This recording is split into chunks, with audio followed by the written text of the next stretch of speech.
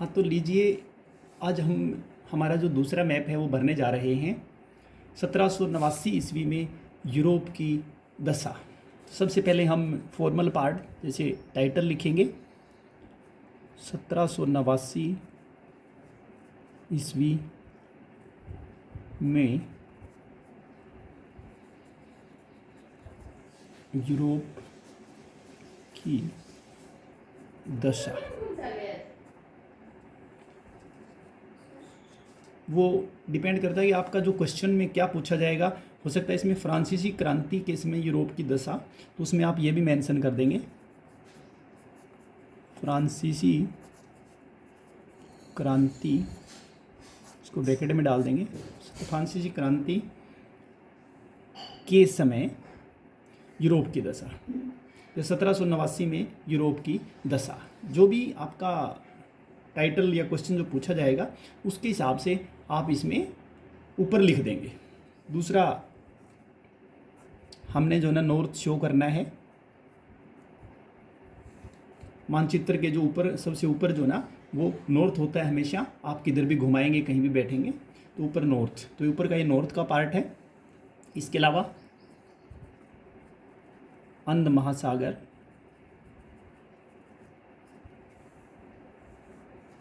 नीचे यहाँ पे भूमध्य सागर,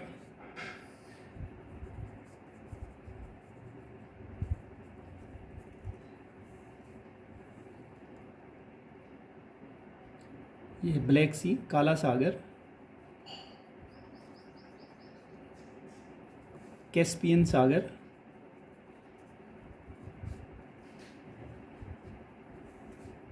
यहाँ पे एक छोटा सा एक एड्रियाटिक सागर, एड्रियाटिक सागर, ये रूस का पार्ट है जो मानचित्र से बाहर हमें दिखाई दे रहा है। थोड़ा अंदर आएंगे तो ये एक बीच में सागर है, बाल्टिक सागर,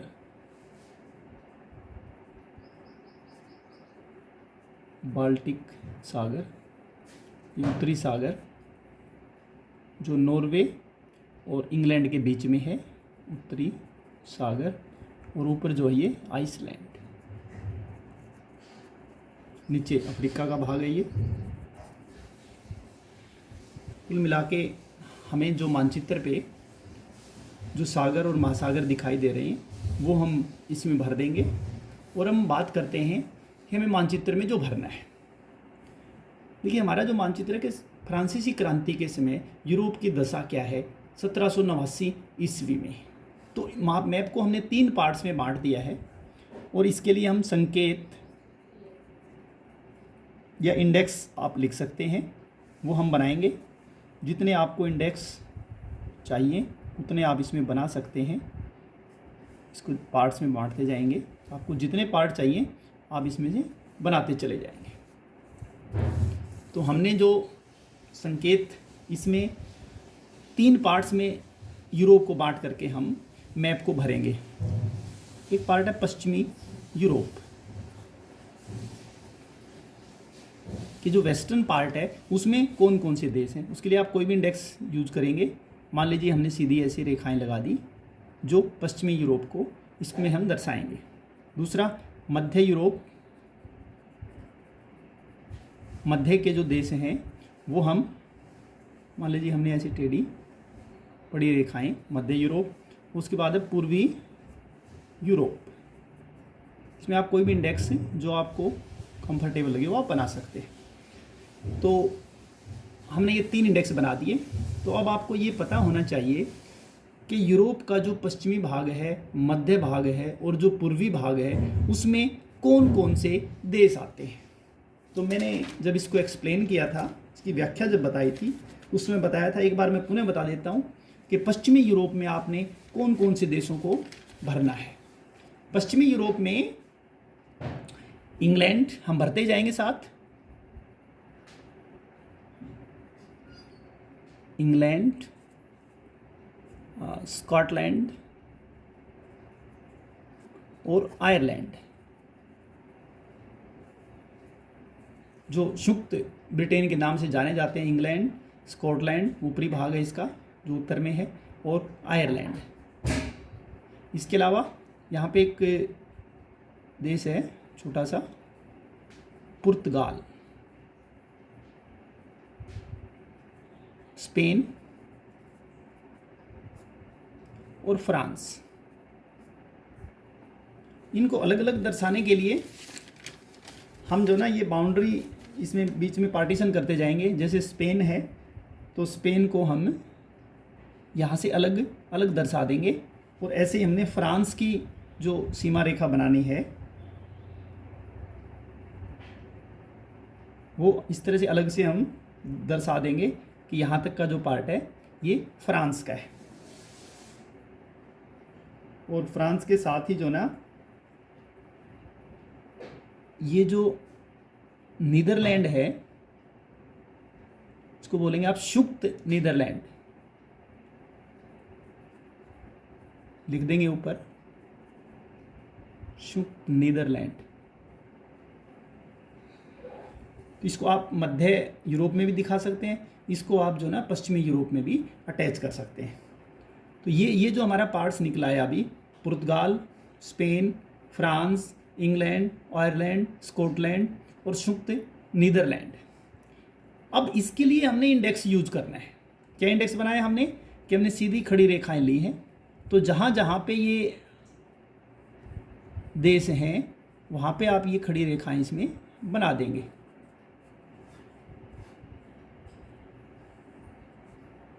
इसे बनाते जाएंगे।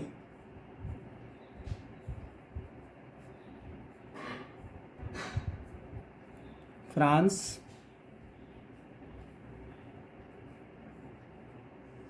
ऊपर इंग्लैंड,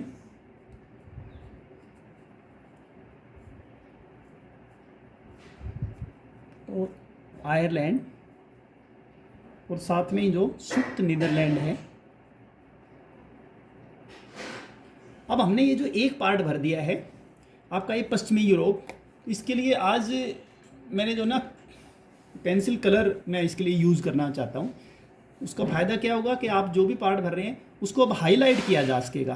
कि जैसे ये पश्चिम का भाग है, इसमें हमने येलो कलर इसमें यूज़ किया है, तो आप जो इंडेक्स है उसमें भी ये कलर भरेंगे।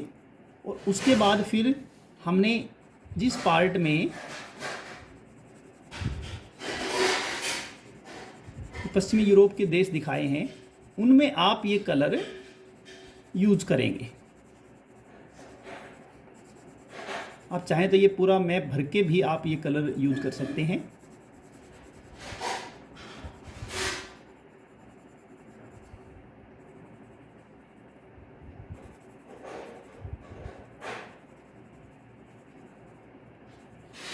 ये हो गए हमारे पश्चिमी यूरोप के देश है। ओके, अब इसका सेकंड जो पार्ट है वो हम करते हैं कि मध्य यूरोप में कौन कौन से देश हैं। ऊपर से भरना शुरू करें। ये एक है डेनमार्क, और ऊपर है नॉर्वे। इन दोनों को संयुक्त रूप से जो ना नॉर्वे और जो डेनमार्क है, डेनमार्क का राज्य इसको बोला जाता है, जिसमें नॉर्वे का भाग भी है और जिसमें डेनमार्क का भी भाग है। ओके, डेनमार्क का राज्य जिसमें डेनमार्क और नॉर्वे इन दोनों का क्षेत्र शामिल है। थोड़ा नीचे आएंगे, जो जर्मनी के राज्य हैं उसके लिए हम अलग से इसको दिखाएंगे कि कहाँ से कहाँ तक जो ना ये जर्मनी के राज्य इसमें शामिल है। एक बार हम इसका पार्टीशन कर लेते हैं।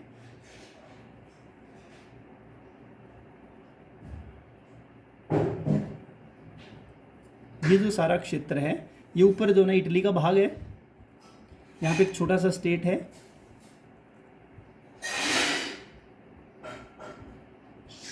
स्विट्जरलैंड। ये पूरा का पूरा इटली का पार्ट है, और इसको हम थोड़ा सा और आगे बढ़ाएंगे नीचे से, तो ये ऑस्ट्रिया का क्षेत्र इसमें शामिल हो जाएगा। इस लाइन को हम हटा देंगे। ओके, ये जो क्षेत्र बच गया इसको हम बोलते हैं पवित्र रोमन साम्राज्य। पवित्र रोमन साम्राज्य। तो इस पवित्र रोमन साम्राज्य में मुख्य रूप से जर्मनी, ऑस्ट्रिया और हंगरी, जर्मनी, ऑस्ट्रिया, हंगरी, इसमें बहुत सारे राज्य शामिल हैं। जर्मनी में लाइक पर्सिया, हैनोवर,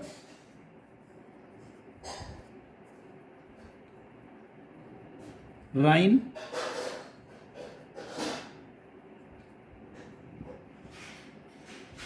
और बवेरिया। मुख्य रूप से हम 3-4 राज्य इसमें दिखा देंगे। ऑस्ट्रिया और हंगरी का ये क्षेत्र है।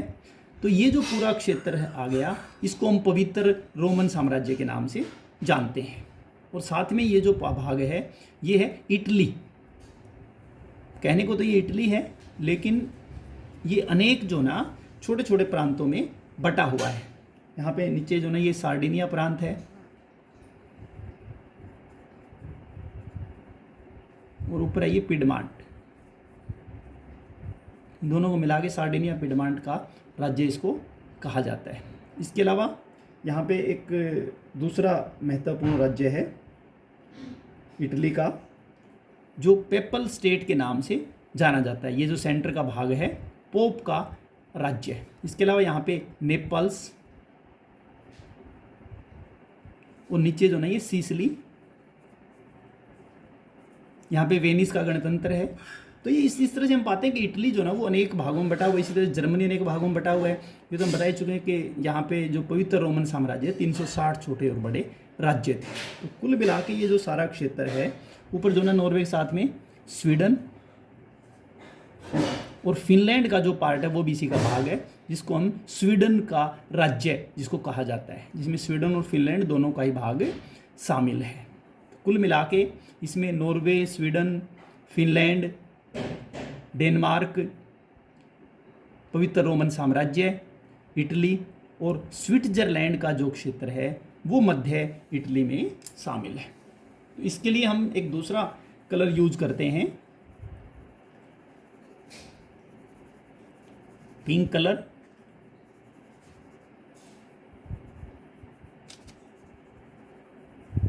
तो ये जो स्टेट हैं इन सभी में आप बड़ी जो लाइनें हैं वो इसमें लगा देंगे।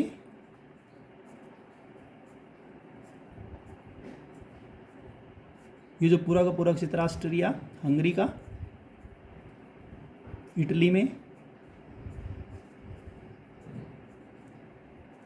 नेपल्स, सिसिली, और ऊपर नॉर्वे, स्वीडन, फिनलैंड, ये जो पूरा पार्ट है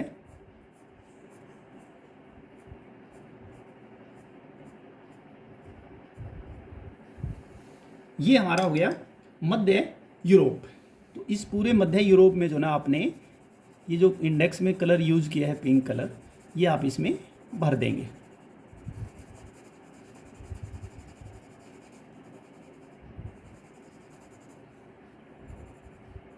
डेनमार्क, जर्मन राज्य, स्विट्जरलैंड, ऑस्ट्रिया, हंगरी और इटली के विभिन्न राज्य।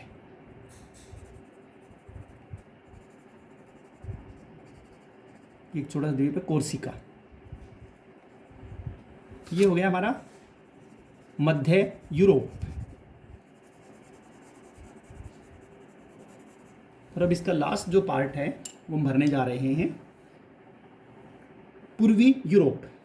पूर्वी यूरोप में एक राज्य है, यहाँ पे एक बड़ा सा राज्य है जो पोलैंड के नाम से जाना जाता था। ये अलग से हम इसकी बाउंड्री बना के पोलैंड, ये जो शेष भाग बच गया ये है रूस, जो कि यूरोप का सबसे बड़ा राज्य है क्षेत्रफल की दृष्टि से। रूस, पोलैंड, और ये जो नीचे दक्षिण का जो भाग बचता है जिसको तुर्की या ऑटोमन साम्राज्य के नाम से जानते थे। ऑटोमन साम्राज्य। ऑटोमन साम्राज्य जो है वो अफ्रीका में, एशिया में और यूरोप में 3 महाद्वीपों में फैला हुआ था। तो हम यहाँ पे मानचित्र में हमें यूरोप का जितना भी भाग दिखाई दे रहा है उसमें हम तुर्की को दिखाएंगे। क्लियर हो गया? तो ये 3 देश है, इसमें तुर्की, पोलैंड और रूस। तो हमने पूर्वी यूरोप में जो इंडेक्स बनाया है वो इंडेक्स इसमें हम यूज करेंगे।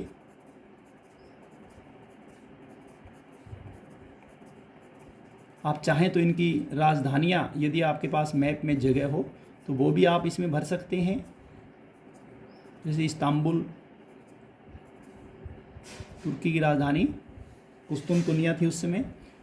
रूस की राजधानी सेंट पीटर्सबर्ग, पोलैंड की वारसा, और बाकी जितने भी देश आपने भरे हैं उनकी भी राजधानी आप लिख सकते हैं यदि आपको उसमें स्पेस दिखाई देता है। इसके लिए भी आप कलर यूज़ करेंगे। ऑरेंज कलर है ये। लास्ट मैप भरा था तब मेरे पास कलर उपलब्ध नहीं थे, तो आज ये कलर मुझे मिल गए हैं। तो इसमें हम ये ऑरेंज कलर भर देंगे। रूस, आई थिंक ये सबसे इजी काम मुझे जो लग रहा है कलर करने का, कि आपको मैक्सिमम 1 मिनट का टाइम लगेगा। और ये जो पूर्वी यूरोप में 3 जो देश हैं, पोलैंड, रूस और ऑटोमन साम्राज्य या तुर्की,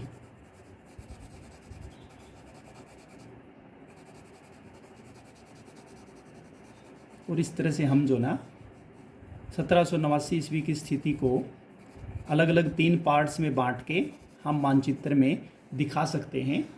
तो आप भी देख पा रहे हैं कि आज हमने कलर यूज किया है, उससे हमारा जो मानचित्र है वो कंपेरेटिवली थोड़ा सा ज़्यादा उभर के आ गया है और तीनों पार्ट अलग अलग दिखाई देते हैं। पश्चिमी यूरोप में उसको हमने येलो कलर में किया है, जो मिडल पार्ट या मध्य यूरोप है उसको हमने पिंक कलर में किया है, और जो ये पूर्वी यूरोप है इसमें हमने ऑरेंज कलर यूज़ किया है। तो विद्यार्थियों, मुझे आशा है कि आपको ये जो मानचित्र हमने बनाया समझ में आया होगा। फिर भी यदि आपको लगता है कहीं से कोई बात समझ में नहीं आई तो आप मुझसे फ़ोन करके कांटेक्ट कर सकते हैं या आप व्हाट्सएप ग्रुप पे लिख सकते हैं जो भी कुछ आपको समझ में नहीं आया। Thank you.